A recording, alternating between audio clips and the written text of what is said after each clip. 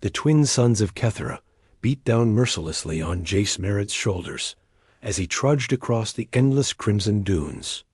Sweat soaked through his thermal shirt, despite the cooling units built into his vest, and the filtration mask covering his nose and mouth did little to ease his breathing in the thin atmosphere. This planet was hell, pure and simple, but the mining corporations paid well for supply runs to their remote extraction sites. And Jace needed the credits. His boots sank into the rust-colored sand with each step, the fine particles clinging to his pants and working their way into every crease of his clothing.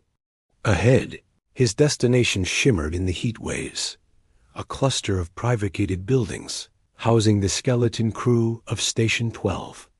Another delivery of water purification tablets, protein rations, and medical supplies. Another day of flying solo across the galaxy's forgotten corners. Jace had been running supplies for 3 years now, ever since his merchant family's business collapsed under corporate pressure. It was honest work, if lonely. Most days, he preferred the solitude of his small transport ship to dealing with people. People complicated things. People asked questions. People wanted things from you that you couldn't always give. The wind picked up suddenly, sending spirals of red dust into the air. Jace squinted against the particles, adjusting his goggles.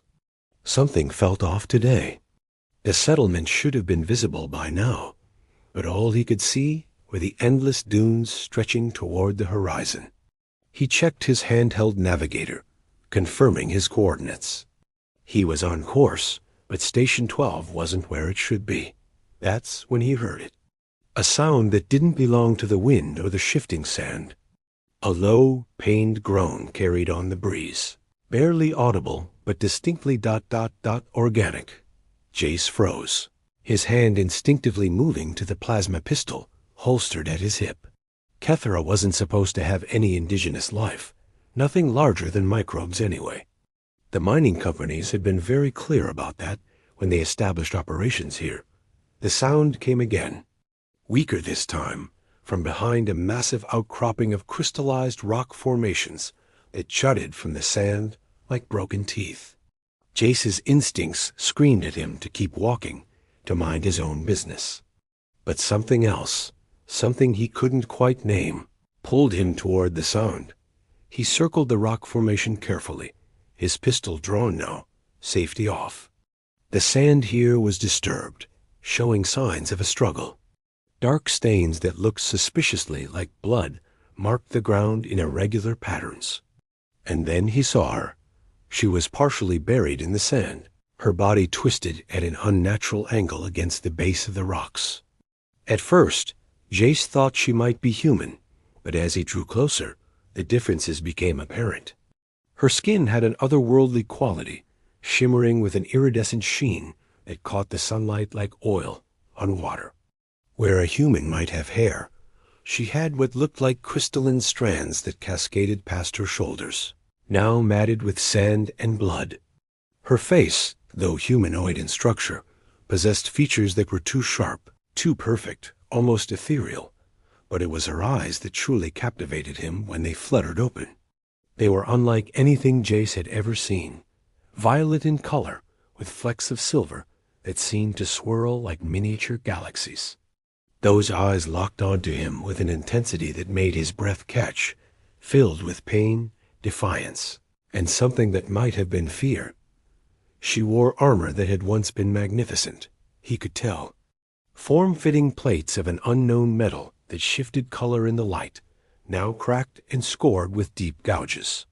Her left arm was bent at a wrong angle, and a deep gash across her abdomen seeped a luminescent blue fluid that could only be blood. She was dying. That much was clear.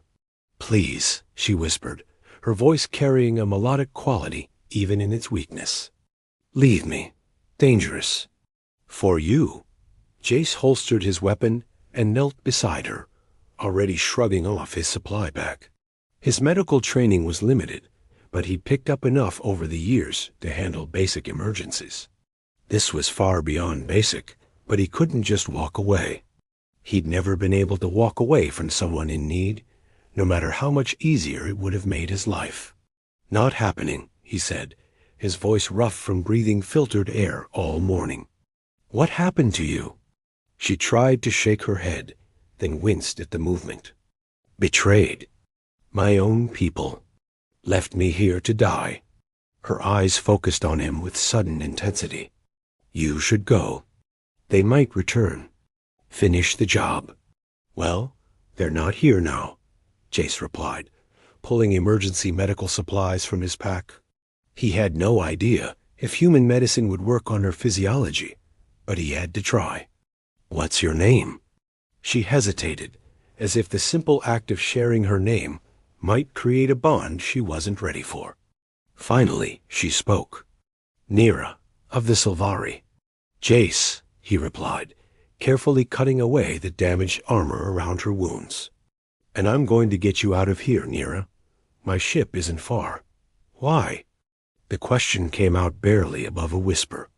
"You don't know me. Don't know what I've done. What I am." Jace met her eyes, those swirling violet depths that held ancient pain and war-weariness beyond her years. "Because right now, you're someone who needs help. That's all I need to know." He worked quickly, applying pressure to her worst wounds and injecting her with broad-spectrum antibiotics that he hoped wouldn't poison her. Her blood, that strange luminescent blue, stained his hands as he worked. She drifted in and out of consciousness, murmuring in a language he didn't understand. Beautiful words that sounded like music and sorrow combined when he finally lifted her into his arms. She was lighter than he expected, despite her height. Her head lolled against his chest, and he could feel the irregular flutter of her heart. Or hearts, he couldn't be sure. Every instinct told him this was a mistake, that involving himself in whatever had left her broken in the desert would only bring trouble to his doorstep. But as he adjusted his grip and began the long walk back to where he'd left his transport ship, Jace found he didn't care. There was something about her, something that called to a part of himself he thought he'd locked away years ago.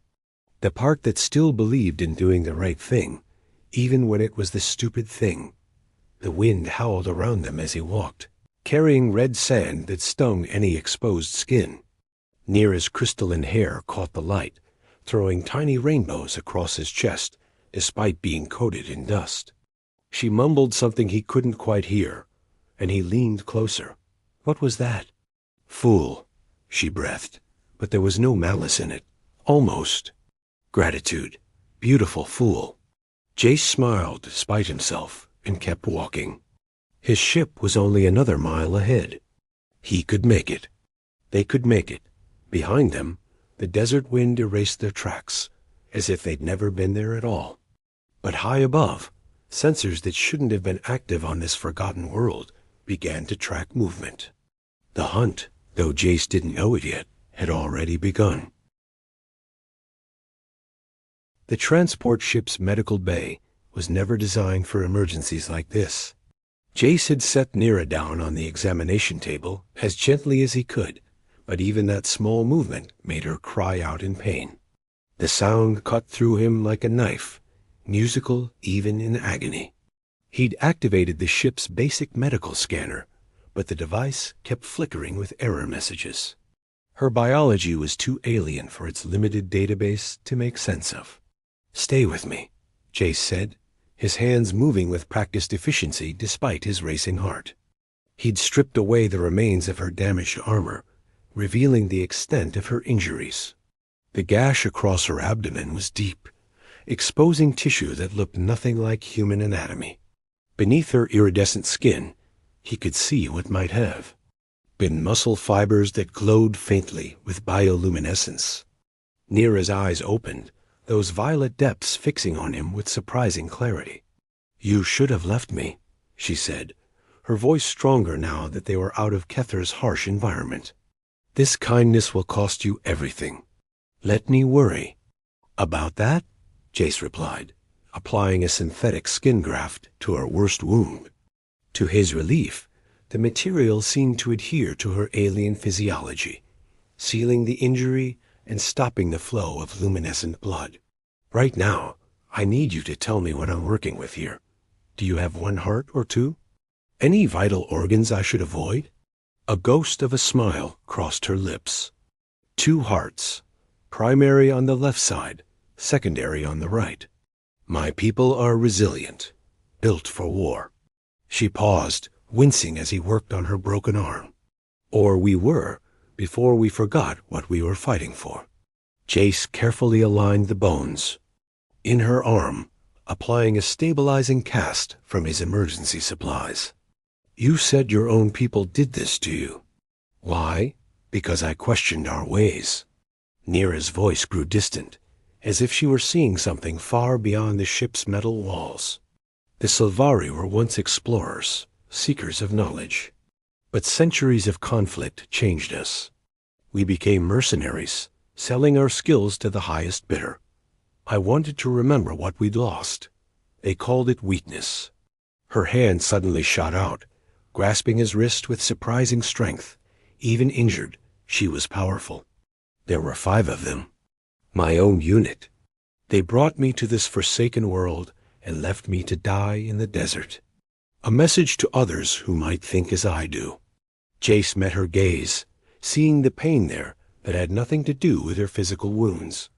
I'm sorry. Don't be sorry, she said, releasing his wrist. Be smart. Send me away before they realize you helped me.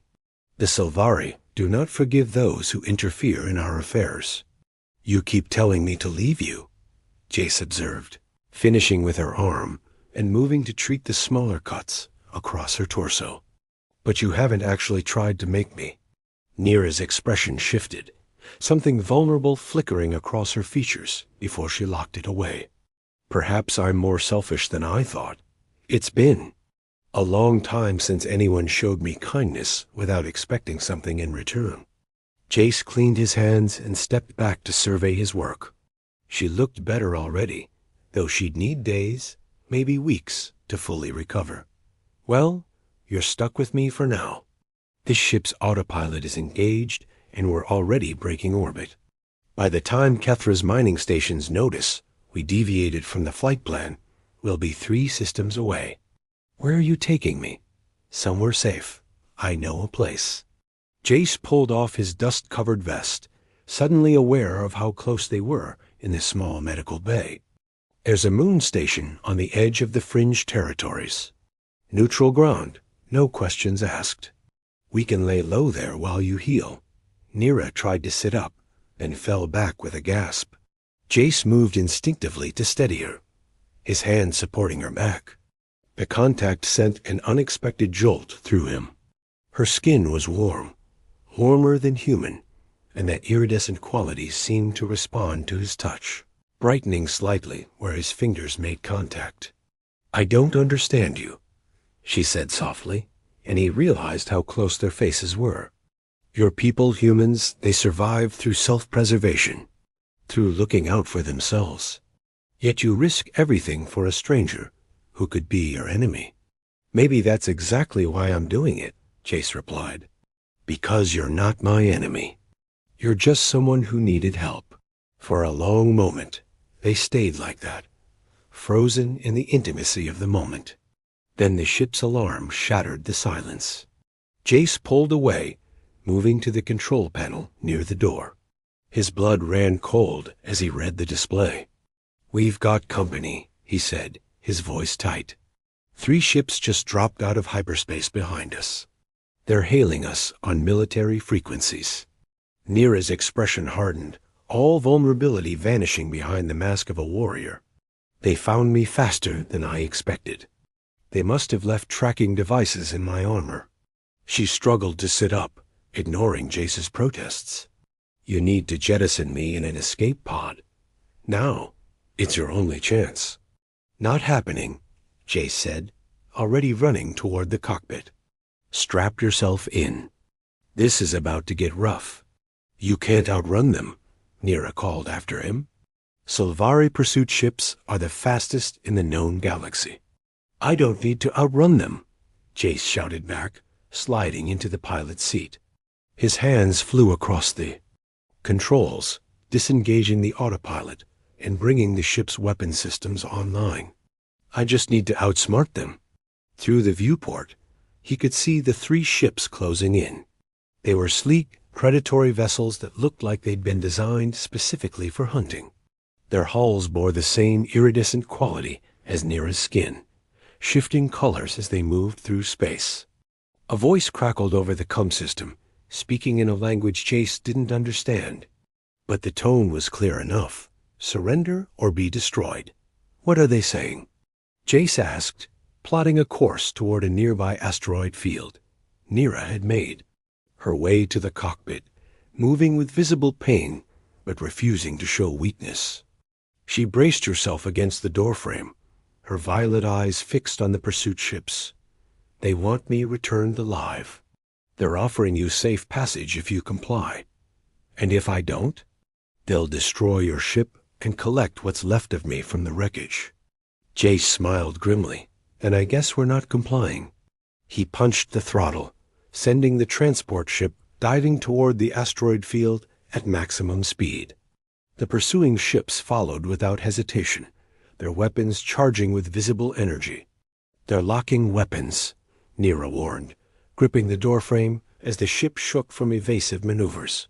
I know. Jace's eyes never left the viewport as he threaded the ship between massive chunks of rock and ice. Come on, come on. The first shot missed them by meters, superheating a nearby asteroid and causing it to explode in a shower of molten fragments. Jace used the chaos to his advantage, spinning the ship in a tight barrel roll that would have been impossible in anything larger. You're insane, Nira breathed, but there was something like admiration in her voice. Yeah, I get that a lot. Jace spotted what he was looking for. A gap between 2 massive asteroids, barely wide enough for his ship. Hold on. He shot through the gap, the ship's hull scraping against rock with a sound like screaming metal. Behind them, the pursuit ships tried to follow, but they were too large, too bulky. 2 of them pulled up at the last second, but the third wasn't as lucky. It clipped the edge of an asteroid, sending it spinning off course. 2 left, Jace said, checking his sensors. And they're not happy. The remaining ships split up, trying to flank him from both sides. Jace pushed the engines harder, knowing he was asking more of the old transport than it was designed to give. Warning lights flashed across his console, but he ignored them. There, Nira said suddenly, pointing to a massive asteroid with what looked like a crater on its surface. That's a hollow. If you can get inside, they won't be able to follow. Too risky in ships that size. Jace didn't question how she knew. He aimed for the crater, praying it was deep enough to hide them. The ship shuddered as another weapon's blast scorched their shields, but they made it inside the hollow moment before the shields would have failed. The darkness inside the asteroid was absolute. Jace killed all non-essential systems, including the engines, letting the ship drift in the silence.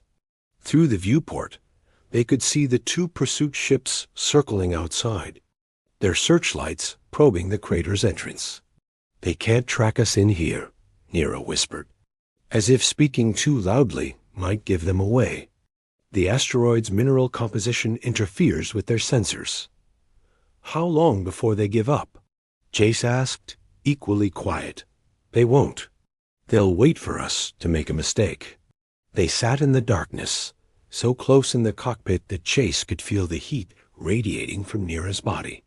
His heart was still pounding from the chase, adrenaline coursing through his veins. Outside, the Sylvari ships continued their patient vigil. Why are you doing this? Nira asked finally, her voice barely audible. You could have surrendered. They would have let you live. Jace turned to look at her, their faces illuminated only by the faint glow of emergency lighting. Because the moment I saw you in that desert, something changed. I don't know how to explain it, but leaving you felt impossible. Not just wrong, but impossible. Nira's expression softened, revealing the vulnerability she'd been hiding. I feel it too, she admitted. This connection between us. It shouldn't exist. Our species have never even met before. Yet here we are, Jace finished. She reached out slowly, her hand finding his in the darkness. Her touch was electric, sending warmth spreading through him. In my culture, we believe in soul bonds. Connections that transcend logic or reason. I thought it was just poetry, stories we told ourselves. She squeezed his hand gently. But maybe I was wrong. Jace squeezed back, feeling something shift between them, something profound and terrifying and wonderful all at once. Outside, the Sylvari ships continued their search. But in this moment, hidden in the heart of a dead asteroid, the universe seemed to shrink to just the two of them. When we get out of this, Jace said, his voice rough with emotion, I want to know everything about you. Your world, your people, your story. All of it? Nira smiled, and it transformed her face, making her look younger, less burdened by the weight of her past. That could take a lifetime. Then I guess we'd better get started. They sat in comfortable silence, hands intertwined, waiting for their moment to escape. And somewhere in that darkness, both of them knew that whatever happened next, neither of them would face it alone. The universe had brought them together in the most unlikely of ways. Now they just had to survive long enough to see where that path would lead.